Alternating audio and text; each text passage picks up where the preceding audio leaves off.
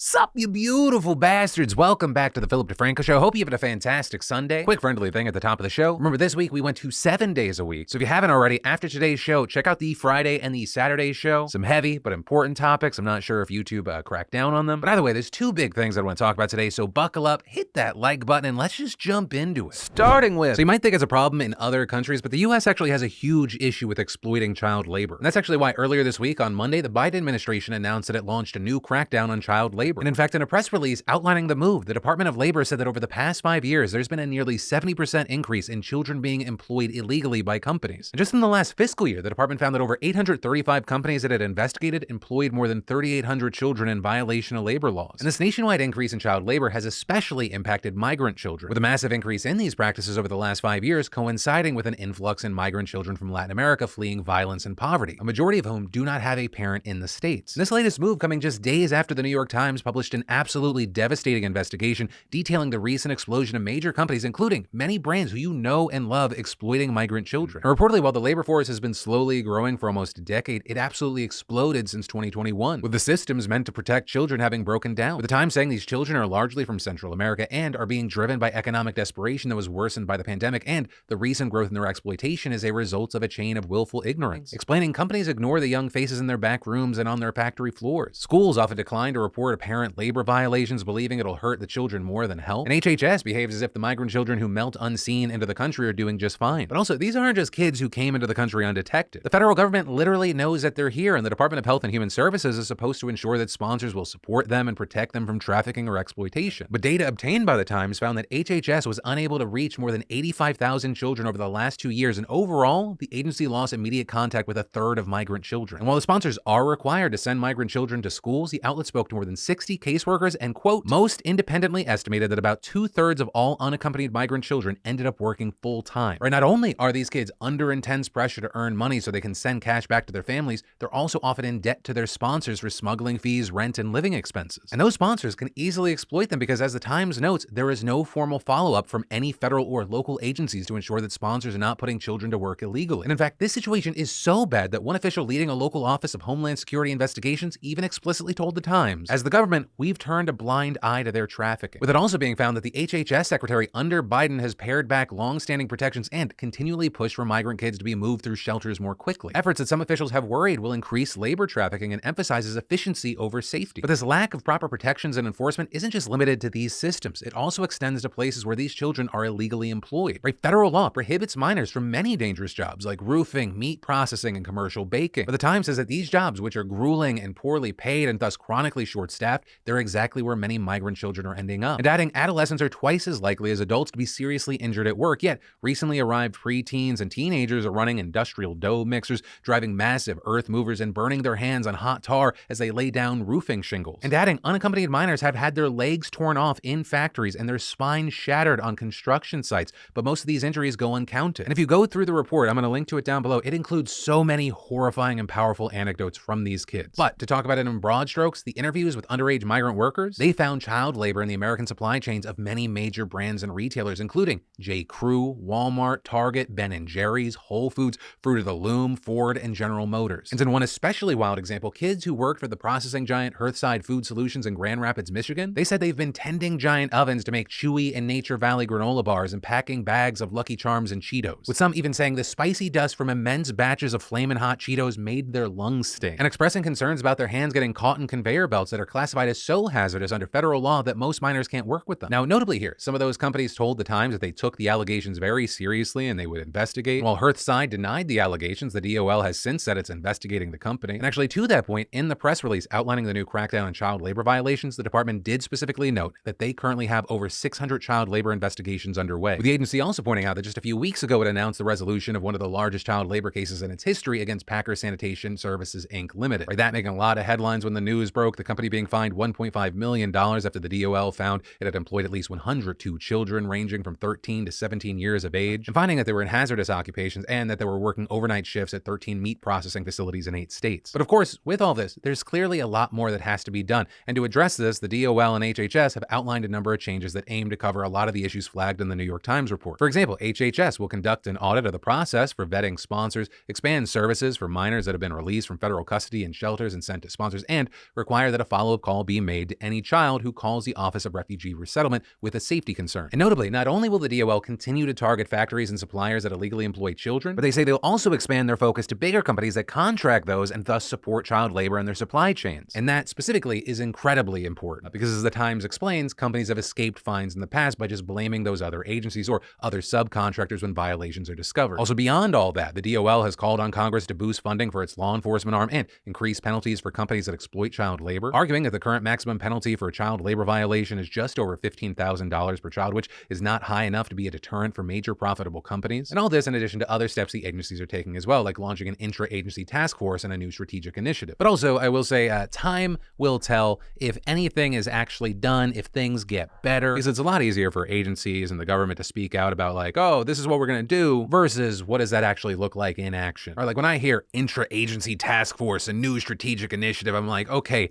be specific. You just said a bunch of buzzwords that almost turned my brain off. Simply put, will you make the situation better, or is this lip service and kind of like a, whoops, sorry about the child labor? But yeah, we'll have to wait and see. And then I want to take a quick second to thank the sponsor of today's show, Raycon. Whether you're looking for a pair of everyday earbuds, low latency gaming headphones, or a speaker with a battery that lasts all night, Raycon's got you covered. And Raycons are affordable, starting at half the price of other premium audio brands, so you don't have to choose between products. Get one of each or a pair and a spare. You know, I love the noise isolation mode when I'm flying and that I can quickly move to awareness mode when moving through the airport. And they have 3 sound profiles: pure sound for when I'm listening to podcasts, balanced sound for when the music changes up, and I love the bass sound for when I'm working out and I'm trying to sweat out all the anger. The right song in this mode, I feel like I can run 30% faster. Plus, they're really comfortable with optimized gel tips for the perfect in-ear fit, so they won't budge, and trust me, they will not budge. So you ready to buy something small with a big impact? Well, click that link in the description box or go to buyraycon.com/SundayShow to get 15% off your Raycon purchase. And remember, they offer free shipping, free returns, and buy now, pay later options, plus a 30-day happiness guarantee. And then, as the war in Ukraine drags on, one Russian group has managed to grab headline after headline, and that is Wagner. It's a little more than a private army with neo-Nazi ties, has served as mercenaries in Syria and other conflict zones, including in Ukraine's breakaway regions. And since the February 2022 invasion, it's ballooned to having nearly 50,000 troops there at any given time. However, what's really been grabbing headlines are their unique recruiting practices: prisoners. Now, that method is not unheard of in history, but it does reek of desperation. But it's also not like Wagner has a lot of other options, as the normal Russian military gobbles up all the free recruits with mass mobilizations. You know, with this, you might be wondering who would actually take up this offer. Well, something you need to consider is that Russian prisons are so shitty that people would actually rather fight in Ukraine for 6 months in order to get a pardon and a clean slate. Hell, I mean, you could probably find inmates in any country who would take a similar deal rather than just sit in prison for years and years and years. But the big issue is the question of whether it's really a free choice considering the offer on the table. But either way, it's such a popular incentive that when the Washington Post got the rare opportunity to interview some of Wagner's prisoners about it, one said, I didn't even have to think about it. And it's at a point where it's believed that 80% of Wagner's soldiers are from prisons. But that statistic alone isn't what's grabbing headlines. Wagner has increasingly been placed in the toughest fighting zones, such as Bakhmut, which also means their casualties have been insanely high. British intelligence even believing that nearly 50% of the force became casualties in the months-long fighting. We're talking about hundreds of dead on single missions and thousands overall. But being in a dangerous war zone isn't the only reason these numbers are so high. It's the fact that these prisoners have essentially no training and are being treated as meat shields. Right? And this was widely speculated since news broke that Russia was recruiting them, but after interrogations and interviews with captured Wagner members, it's pretty clear that it's true. With one man talking about how last October, while serving in a Siberian penal colony, the leader of the Wagner group came to the prison to get recruits, and saying within 10 days, he was on his way to Western Russia, and by November, he was in Ukraine. And that time frame is about the most prisoner soldiers can expect, which is extremely short when compared to the months of basic training most soldiers around the world get. They're also incentivized to take serious risks, with bonuses of up to $1,200 for taking out enemy positions or vehicles, which, to add context here, is just a bit less than an average monthly Russian salary in Moscow, which is notably by far the highest average, and that's on top of the $1,300 a month they get as infantrymen. Though they also get screwed on this too. As one fighter named Ilya told reporters, he's never been paid and warned others against signing up. Now, I want to make it clear that as I talk about this, saying, you know, conditions for these prisoner soldiers, they're so shitty, it doesn't mean I want them to do great in Ukraine. I don't want that. I very much support Ukraine over Russia in this war. However, there is some sympathy there. Like, I don't want some random Russian dude that got just thrown away in a penal colony having really no choice other than to get blasted as a meat shield, right? All these prisoners aren't there for the same reason. So like the best thing a number of them can hope for is probably surrendering or getting captured by the Ukrainians. And that's if they can survive long enough because they're not trained. But also doing nothing is incredibly especially risky because Wagner doesn't fuck around with punishing these prisoners, right? When they are recruited, they are warned that betrayal means going to zero, a Wagner term for killing their own men. And those who try to riot over the shitty conditions that they're in are often hanged or shot, and that's the nice punishment, right? Because other times, as has been seen in multiple videos published by Wagner, people who try to go AWOL or surrender, they end up confessing to their crimes on camera before having a sledgehammer bash their head in. That fighter Ilya also warning the written contract could not be violated, right? Because it's not just them, adding that any thoughts of defecting were thrown out as he feared that the company would go after his family back in Russia. But also apparently things are going so bad for Wagner, it's being reported that in recent battles, zeroing has been canceled, as Wagner just can't sustain their numbers otherwise. And Wagner's performance has been so poor, alongside possible fears of its leaders' growing influence, that it's not even allowed to recruit from prisons anymore. And understand, this is just the tip of the iceberg for how dysfunctional the Russian war effort is. Because as I'm filming this, there's an open feud between Wagner's owner, a powerful oligarch in his own right, and the Russian armed forces. Apparently, Wagner troops aren't getting the ammo and supplies that they need, and they're pissed about it. So much so that the owner is openly posting piles of dead soldiers to telegrams with captions like, "This is one of the gathering places of the dead. Those are the guys who died yesterday due to the so-called shell starvation by the Russian MOD. There should have been 5 times fewer of them. So mothers, wives, and children will get their bodies." At first, there was speculation that the shell starvation could be a sign that he was losing popularity with the Kremlin, but it also might just be a grudge between him and the armed forces, as they've seemingly been pressured to actually send Wagner ammo and other supplies based on recent posts. And I mean, if we're seeing this much infighting on a public scale, that's probably a bad sign, right? Under the surface, probably far worse. And honestly, good, because fuck Putin and fuck the Russian government. Definitely let me know your thoughts on either of those two stories. Like I said, heavy stuff this week. But hey, as we all get ready to jump into next week, I think it's important to take one final look back at the week we just lived through with a little help from our buddy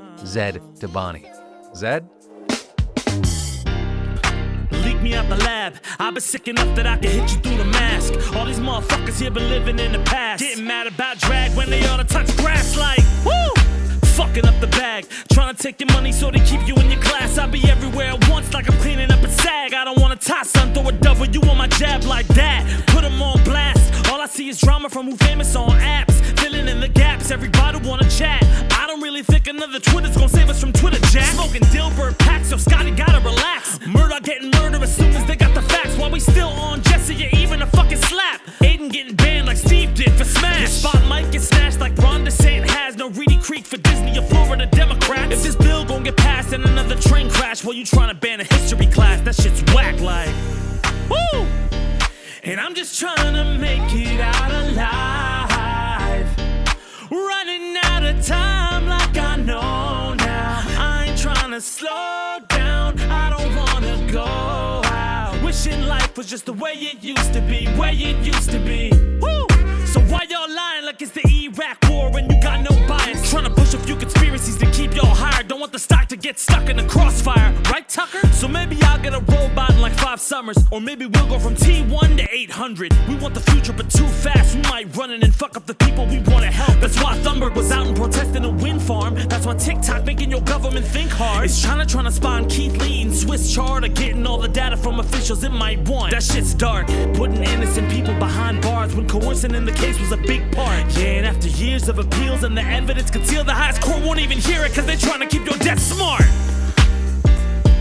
And I'm just trying to make it out alive, running out of time like I know now. I ain't trying to slow down, I don't wanna go out. Wishing life was just the way it used to be, way it used to be. Fucked up education, all the trains here keep derailing. Hope that backlash made you famous. I look corny to my haters, cause I made it. I feel anxious, information's entertainment. Shots in public, I feel dangerous. It's the same, but times are changing, oh no. Overprotective like I'm Pedro Pascal. Unexpected climate like a blizzard in SoCal. Another round of layoffs while their profits can roll out. Selena versus Haley, every time that I scroll down, I'm so out. Morals amorphous, fake a famous conversation just to go and extort you. Skip Bayless every clip so they can feed the distortion. Take away your voice while you surrounded by poison. Fuck all the noise, it's menacing. Drama narratives getting messy like Sam Levinson directed them. Questioning merit while you defended insurrectionists. And while the internet's scared of Ice Spice stating Pete Davidson. I need some medicine to cut the price of insulin. Some people tend to wonder if it really made a difference. Activism seems to always trend behind the influence. Like Volkswagen won't save your kid without a subscription, it's funny. I'm just trying to live what I'm repping, like Aaron Brockovich whenever all the water is messy. The world wanna test me, you get me, baby, I just need the right push. I ain't running off like life, but let my hype cook. Woo! Yeah. And I'm just trying to make it out alive,